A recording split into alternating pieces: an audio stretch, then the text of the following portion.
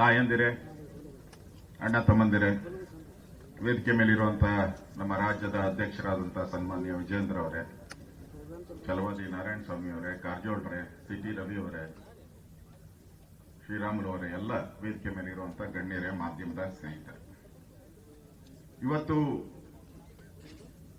ಬಹಳಷ್ಟು ಘೋಷಣೆಗಳನ್ನ ಈಗಾಗಲೇ ಕೂಗಿದ್ದೀವಿ. ಪ್ರಮುಖವಾಗಿ ಇವತ್ತು ನಮ್ಮ ಘೋಷಣೆ ಏನಿರಬೇಕು ಅಂತ ಹೇಳಿದ್ರೆ,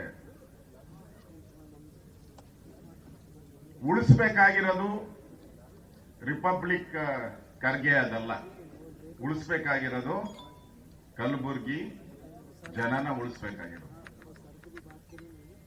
ಅದಕ್ಕೋಸ್ಕರ ಇವತ್ತು ನಾವು ಈ ಒಂದು ಕಾರ್ಯಕ್ರಮವನ್ನ ಮಾಡ್ತಾ ಇರೋದು. ಇಲ್ಲಿ ಚಲವಾದಿ ನಾರಾಯಣ ಸ್ವಾಮಿ ಅಂತಲ್ಲ, ಅವರು ನಮ್ಮ ವಿರೋಧ ಪಕ್ಷದ ನಾಯಕರು. ಯಾವುದೇ ಬಿಜೆಪಿಯ ಕಾರ್ಯಕರ್ತರಿಗಾದ್ರೂ ಕೂಡ ನಾವು ಇಲ್ಲಿ ಬರ್ತೀರಿ, ಖರ್ಗೆಗೆ ಸವಾಲನ್ನ ಹಾಕ್ತೀರಿ ಅಂತ ಹೇಳಕ್ ಬಂದಿರೋದು ನಾವಿಲ್ಲಿ. ಅದಕ್ಕೆ ಬಂದಿರೋದು ನಾವಿಲ್ಲಿ. ಚಲವಾದಿ ನಾರಾಯಣ ಸ್ವಾಮಿ ಅವರು ಏನೋ ಒಂದು ಮಾತಂದ್ರು, ನಾನು ಹೇಳಕ್ ಹೋಗಲ್ಲ ಪದನ. ಆಯ್ತು ಸ್ವಾಮಿ, ದಿನ ಪುಸ್ತಕ ಇಟ್ಕೊಂಡು ಓಡಾಡ್ತಿರಲ್ಲ, ಅಂಬೇಡ್ಕರ್ ಪುಸ್ತಕ, ಸಂವಿಧಾನ ಪಾರ್ಲಿಮೆಂಟ್ಗೆ ಹೋದ್ರು ಸಂವಿಧಾನ ಇಟ್ಕೊಂಡು ಹೋದ್ರು. ಇಲ್ಲಿ ನಮ್ಮ ವಿಧಾನಸಭೆಗೆ ಬಂದ್ರು ಅಲ್ಲೂ ಸಂವಿಧಾನ ಇಟ್ಕೊಂಡ್ ಬಂದ್ರಿ. ಚಲವಾದಿ ನಾರಾಯಣ ಸ್ವಾಮಿ ಯಾವ ಪೇಜ್ ಅಲ್ಲಿ, ಕಾರಜೋಳರೇ, ಯಾವ ಪೇಜ್ ಅಲ್ಲಿ ಈ ಗೂಂಡಾಗಿರಿ ಮಾಡಿ ಅಂತ ಬರ್ದವ್ರೆ ಅಂಬೇಡ್ಕರ್ ಅವರು? ತೋರಿಸಿ, ಬರ್ದವ್ರೆ ಯಾವ ಪುಸ್ತಕ, ಯಾವ ಪೇಜ್ ಅಲ್ಲಿ ಬರ್ದಿದ್ದೀರಾ? ತೋರಿಸಿ. ದಿನ ಪುಸ್ತಕ ಇಟ್ಕೊಂಡು ಓಡಾಡ್ತಿರಲ್ಲ, ಬರ್ದಿದ್ದಾರ? ಈ ಪೊಲೀಸ್ ಸ್ಟೇಷನ್ ಅಂಬೇಡ್ಕರ್ ಕೊಟ್ಟಂತ ಸಂವಿಧಾನದಲ್ಲಿ ಇರೋದು ಪೊಲೀಸ್ ಸ್ಟೇಷನ್, ನ್ಯಾಯಾಲಯಗಳು, ಜನಪ್ರತಿನಿಧಿ ನಾವೆಲ್ಲರೂ ಕೂಡ ಇರೋದು. ನಿಮ್ಗೇನಾದ್ರೂ ತಪ್ಪು ಅಂತ ಅನ್ಸಿದ್ರೆ ನೀವು ಪೊಲೀಸ್ ಸ್ಟೇಷನ್ಗೆ ಹೋಗ್ಬೋದಾಯ್ತು. ಪೊಲೀಸರು ನ್ಯಾಯ ಕೊಟ್ಟಿಲ್ಲ ನಿಮ್ಮ ಮಂತ್ರಿಗೆ ಅಂದ್ರೆ ನ್ಯಾಯಾಲಯಕ್ಕೆ ಹೋಗ್ಬೋದಾಯ್ತು. ಅದು ತಾನೇ ಸಂವಿಧಾನ. ಗೂಂಡಾಗಿರಿ ಮಾಡಿ ಅಂತ ಹೇಳಿದಾರ? ಕೂಡಾಕಿ ಅಂತ ಹೇಳಿದಾರ? ನಿಮಗೆ ದಮ್ಮಿದ್ರೆ ಬನ್ರಿ ಇಲ್ಲಿ, ನಾವೆಲ್ಲರೂ ಬಂದಿದ್ರಿ. ನೀವು ತನ್ನಿ ಸೈನ್ಯನ ಕೂಡಾಕಿ ನೋಡೋಣ, ನಮ್ಮನ್ನ ಕೂಡಾಕ ದಮ್ಮಿದ್ಯಾ ನಿಮಗೆ? ತಾಕತ್ತಿದ್ಯಾ? ಬನ್ನಿ ನೋಡೋಣ. ಆ ದಮ್ಮಿಲ್ಲ ನಿಮ್ಗೆ. ಎಷ್ಟು ದಿನ? ಎಷ್ಟು ಇನ್ನಿರೋದೆಷ್ಟು? ಎಷ್ಟು? ಅಷ್ಟೇ. ಅದು ಗ್ಯಾರಂಟಿ ಇಲ್ಲ, ಅದು ಗ್ಯಾರಂಟಿ ಇಲ್ಲ. ಯಾವಾಗ ಬಿದ್ದೋತದೋ ಗೊತ್ತಿಲ್ಲ. ನಮಗೆ ಚಾಲೆಂಜ್ ಕೊಡ್ತೀರಲ್ಲ ನೀವು. ಎಷ್ಟು ರಾಜ್ಯದಲ್ಲಿದ್ದೀರಾ ನೀವು ದೇಶದಲ್ಲಿ? ಎಷ್ಟಪ್ಪ? 2 3? ಅದು 3. ಇವರು ಇರೋದು ವರ್ಷ 3 ರಾಜ್ಯದಲ್ಲಿ ಇದ್ದೀರಾ. ನಾಮ ಕರೆಕ್ಟ್ ಆಗಿ ತಿರುಪ್ತಿ ನಾಮ. ನಾವು ಎಷ್ಟು ರಾಜ್ಯದಲ್ಲಿದ್ದೀರಿ? ನಮಗೆ ಚಾಲೆಂಜ ಇರೋದು. ಅದು ಹೇಳ್ಬಾರ್ದು. ಪುಟ್ಕೋಸಿನ ಬೇಡಲ್ಲ, ಬೇಡ. ತಿರ್ಗಿ ಅದಕ್ಕೊಂದು ಕೇಸ್ ಬೇಡ. ಇರೋದು 3. ಅದಕ್ಕೆ ಆವಾಜ್ಗಳು. ಮತ್ತೆ ಅದಕ್ಕೆ ಹೇಳ್ತೀರಾ, ಏನ್ ನಾರಾಯಣ ಸ್ವಾಮಿಗೆ ನಾವು ಪದ್ಮಶ್ರೀ ಕೊಡಬೇಕಾಗಿತ್ತ ಅಂತ? ಅಣ್ಣ, ಪದ್ಮಶ್ರೀ ಕೊಡೋ ಜ್ಞಾನ ಬೇಕು ನಿನ್ಗೆ. ಪದ್ಮಶ್ರೀ ಕೇಂದ್ರ ಸರ್ಕಾರ ಕೊಡೋದು, ನಿಮ್ ಕಚಡ ಕಾಂಗ್ರೆಸ್ ಅವರು ಅಲ್ಲ ಕೊಡೋದು. ಕೊಡ್ತಾರ ಕಾಂಗ್ರೆಸ್ ಅವರು? ಕೊಡ್ತಾರನಪ್ಪ? ಅವ್ರಿಗೆ ಯೋಗ್ಯತೆ ಐತೆ ಕೊಡಕ್ಕೆ? ಅಂಬೇಡ್ಕರ್ ಅವ್ರಿಗೆ ಪುಸ್ತಕ ಹಿಡ್ಕೊಂಡು ಎಲ್ಲೋದ್ರು ಬರ್ತಾರೆ, ಪುಸ್ತಕ ಹಿಡ್ಕೊಂಡು. ಅದೇನು ಹೇಳಿದ್ರಂತಲ್ಲ, ಅಂಬೇಡ್ಕರ್ನ ಹುಲಿಗಳು ಏನೋ ಹೇಳಿದ್ರಂತ. ಏನು? ನಾವು ಅಂಬೇಡ್ಕರ್ ಸಾಕಿದ ಹುಲಿಗಳು ಅಪ್ಪ. ಅದೇನೋ ಸಾಕಿದ ಹುಲಿ ಅಂದೆಲ್ಲ, ಹುಲಿ ಬೋನಾಗಿತ್ತೋ ಆಚೆ ಇತ್ತೋ ನನಗೆ ಗೊತ್ತಿಲ್ಲ. ಅಂಬೇಡ್ಕರ್ ತೀರೋದ್ರಲ್ಲ ದೆಹಲಿಯಲ್ಲಿ, ಅವ್ರು ಸತ್ತಾಗ ಅವ್ರಿಗೆ 6 ಅಡಿ 3 ಅಡಿ ಜಾಗ ಕೊಡ್ಲಿಲ್ಲಲ್ಲ ನಿಮ್ ಯೋಗ್ಯತೆಗೆ. ಅವಾಗೆಲ್ಲ ಹೋಗಿತ್ತು ಈ ಹುಲಿಗಳು? ಕಾಂಗ್ರೆಸ್ ಬೋನಲ್ಲಿ ಇದ್ರ ಅವಾಗ? ಯಾರ ಈ ನಕಲಿ ಗಾಂಧಿಗಳಿದ್ರಲ್ಲ, ನಕಲಿ ಗಾಂಧಿಗಳು ಅವ್ರ ಕಾಲ್ ನೆಕ್ತಾ ಇದ್ರಿ ಅವಾಗೆಲ್ಲ ನೀವು. ನಕಲಿ ಗಾಂಧಿಗಳು. ಅವ್ರ ಅಂಬೇಡ್ಕರ್ ಕಾಲ್ ಬೇಕಾಗಿರಲಿಲ್ಲ ನಿಮಗೆ? ಅಂಬೇಡ್ಕರ್ ಕಾಲ್ ಬೇಕಾಗಿರಲಿಲ್ಲ. ಈಗ ಅಂಬೇಡ್ಕರ್ ಪುಸ್ತಕ ಬೇಕು ನಿಮಗೆ. ಅವ್ರ ಕಾಲ್ ಬೇಡ, ಈಗ ಅವ್ರ ಅಂಬೇಡ್ಕರ್ ಪುಸ್ತಕ ಬೇಕು.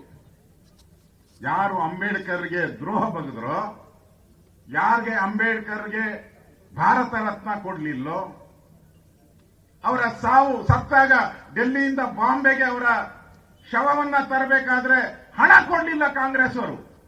ಇವತ್ತು ನಮ್ ಡಿ ಕೆ ಶಿವಕುಮಾರ್ ಹೇಳ್ತಾರೆ, ನಾವು ದೇಣಿಗೆ ಕೊಟ್ಟಿದ್ದೀರಿ 2.5 ಕೋಟಿ. ಎಷ್ಟು?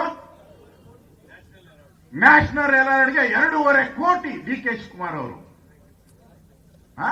ಸ್ವಂತ 20-25 ಲಕ್ಷ ಕೊಟ್ಟವ್ರೆ ಮದುವೆ ಗಿಫ್ಟ್. ಅವಾಗ ಯಾಕೆ ಅಂಬೇಡ್ಕರ್ ಅವರಿಗೆ 5,000 ಕೇವಲ 5,000 ರೂಪಾಯಿ ದುಡ್ಡು ನಿಮ್ ಕೊಡಕ್ ಯೋಗ್ಯತೆ ಇಲ್ದವರು ಇವತ್ತು ನ್ಯಾಷನಲ್ ಹೆರಾಲ್ಡ್ಗೆ ಏನ್ ಕೊಟ್ಟಿದ್ದೆ 700 ಕೋಟಿ ಆಸ್ತಿನ 50 ಲಕ್ಷಕ್ಕೆ ಬರ್ಸ್ಕೊಂಬಿಟ್ಟವ್ರೆ. 700 ಕೋಟಿ ಆಸ್ತಿ 50 ಲಕ್ಷಕ್ಕೆ ಬರ್ಸ್ಕೊಂಬಿಟ್ಟವ್ರೆ. ಅಲ್ಲಿ ಕೊಡಕ್ ದುಡ್ಡಿತ್ತು. ಅಂಬೇಡ್ಕರ್ಗೆ ಅವರ ಶವವನ್ನ ತರಕ್ಕೆ ದುಡ್ಡಿರ್ಲಿಲ್ಲ ನಿಮ್ಮ ಹತ್ರ. ಜಾಗ ಕೊಡಕ್ ದುಡ್ಡಿರ್ಲಿಲ್ಲ. ಅವರ ಶವ ಬೇಕಾಗಿರ್ಲಿಲ್ಲ ನಿಮ್ಗೆ, ಅವ್ರ ಪುಸ್ತಕ ಬೇಕಾಗಿತ್ತು. ಆ ಪುಸ್ತಕ ಮಾತ್ರ ಇಟ್ಕೊಂಡು ಜೋಬಲ್ಲಿ ಇಟ್ಕೊಂಡು, ಅದು ಖಾಲಿ ಪುಸ್ತಕ ಇಟ್ಕೊಂಡಿದ್ರು, ಪ್ರಿಂಟ್ ಆಗಿರೋದು ಗೊತ್ತಿಲ್ಲ ನಮ್ಗೆ. ಒಟ್ಟಿನಲ್ಲಿ ತೋರಿಸ್ತಾರಷ್ಟೇ, ನಾವು ನೋಡ್ಲಿಲ್ಲಲ್ಲ. ಈ ಕಾಂಗ್ರೆಸ್ ಅವರು 50 ವರ್ಷ ಹಂಗೇ ತೋರ್ಸ್ಕೊಂಡ್ ಬಂದವ್ರೆ ಈ ಖಾಲಿ ಡಬ್ಬನ. ನಾವು ನೋಡ್ಲಿಲ್ಲ ಈ ಡಬ್ಬದಾಗ ಏನೈತೆ ಅಂತ ಹೇಳ್ಬಿಟ್ಟು. ಇಂಥ ಕಾಂಗ್ರೆಸ್ ಅವರು ಇವತ್ತು ಪೊಲೀಸ್ ಸ್ಟೇಷನ್ಗಳನ್ನ ಕಾಂಗ್ರೆಸ್ ಸ್ಟೇಷನ್ ಮಾಡಿದ್ದಾರೆ. ಮುಚ್ಚಲಿ, ಪೊಲೀಸ್ ಸ್ಟೇಷನ್ ಯಾಕೆ ಬೇಕು ನಿಮ್ಗೆ? ನ್ಯಾಯ ಕೊಡಕ್ಕಾಗಿಲ್ಲ ಅಂದ್ರೆ ಪೊಲೀಸ್ ಸ್ಟೇಷನ್ ಯಾಕೆ ಬೇಕು? ಮುಚ್ಚಿ ಪೊಲೀಸ್ ಸ್ಟೇಷನ್ ಅನ್ನ. ಏನ್ ಇವರೇ ಇರ್ತಾರ ಪರ್ಮನೆಂಟ್ ಆಗಿ? ಬದಲಾಗಲ್ವಾ? ಮೀಸೆ ತಿರುವಿ ಮೆರೆದವರೆಲ್ಲ ಮಣ್ಣಾಗ್ಬಿಟ್ಟವ್ರೆ. ಯಾರ್ಯಾರು ರಿಪಬ್ಲಿಕ್ ಅಂದ್ರು ಅವ್ರ್ಯಾರು ಪಬ್ಲಿಕ್ ಅಲ್ಲೇ ಇಲ್ಲ. ಈಗ ನೋಡಿದಿರಲ್ಲ, ಪೇಪರ್ ಅಲ್ಲಿ ಟಿವಿಯಲ್ಲಿ ಬಂದಿತ್ತು, ರಿಪಬ್ಲಿಕ್ ಅಂತ. ಅವ್ರು ಪಬ್ಲಿಕ್ ಅಲ್ಲೇ ಇಲ್ಲ. ಈಗ ಖಾಲಿ. ಭಾರತೀಯ ಜನತಾ ಪಾರ್ಟಿ ಇದು ದೇಶದಲ್ಲಿ ನಂಬರ್ 1 ಅಲ್ಲ, ಪ್ರಪಂಚದಲ್ಲಿ ನಂಬರ್ 1 ಪಾರ್ಟಿ ಇದು. ನಮ್ಮನ್ನ ಎದುರಿಸುವಂತ ಧೈರ್ಯ ನಿಮ್ ಕಾಂಗ್ರೆಸ್ ಅವ್ರಿಗಿಲ್ಲ. ನೀವು ಹೇಳ್ತಾ ಇದ್ದೀರಲ್ಲ ಭಾರತನ ಬಗ್ಗೆ, ನೀವೇನು ಅಧ್ಯಕ್ಷರು ಹೇಳಿದ್ರು ನಮ್ಮ ವಿಜಯೇಂದ್ರ ಅವರು, ನಮ್ಮ ಪಾಕಿಸ್ತಾನ ಅಂತ ಹೇಳ್ತೀರಲ್ಲ.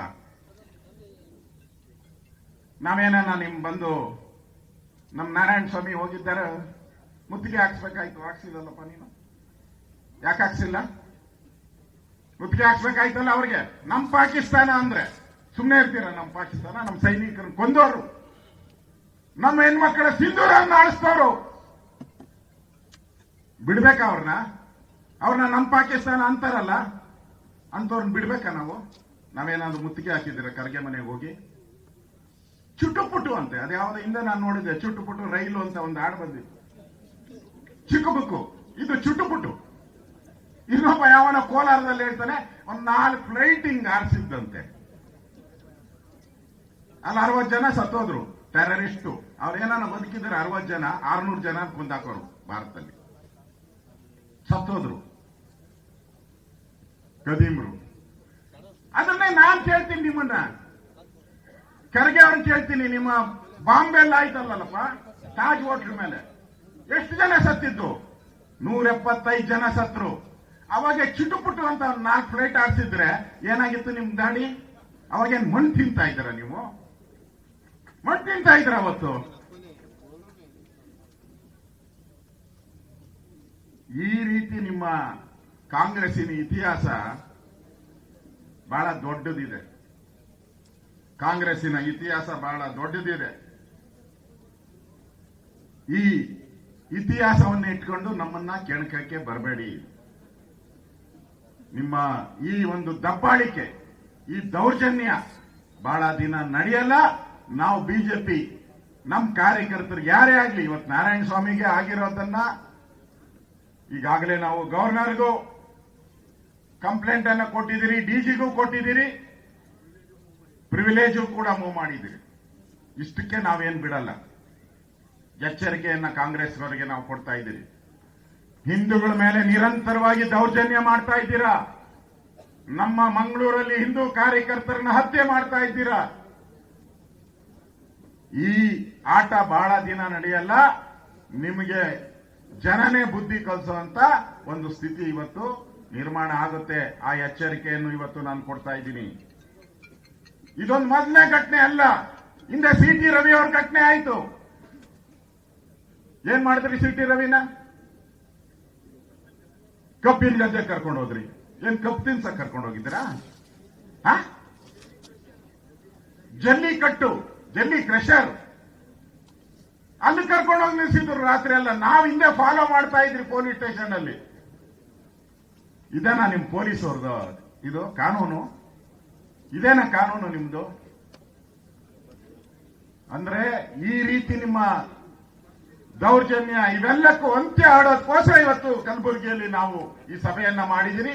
ತಾವು ಕೂಡ ಈ ದೊಡ್ಡ ಸಂಖ್ಯೆಯಲ್ಲಿ ಬಂದು ನಮ್ಮ ಹೋರಾಟವನ್ನ ಕಿಚ್ಚನ್ನ ತೋರಿಸಿದ್ರೆ ಅವರ ರಾಜೀನಾಮೆ ಕೊಡೋವರೆಗೂ ನಮ್ಮ ಹೋರಾಟವನ್ನ ನಾವು ಮುಂದುವರಿಸ್ತೀವಿ ಅನ್ನೋ ಮಾತನ್ನು ಹೇಳಿ ನನ್ನ ಮಾತು ಮುಗಿಸ್ತಾ ಇದ್ದೀನಿ. ಗೂಂಡಾಗಿರಿ ಸರ್ಕಾರಕ್ಕೆ, ಗೂಂಡಾಗಿರಿ ಸರ್ಕಾರಕ್ಕೆ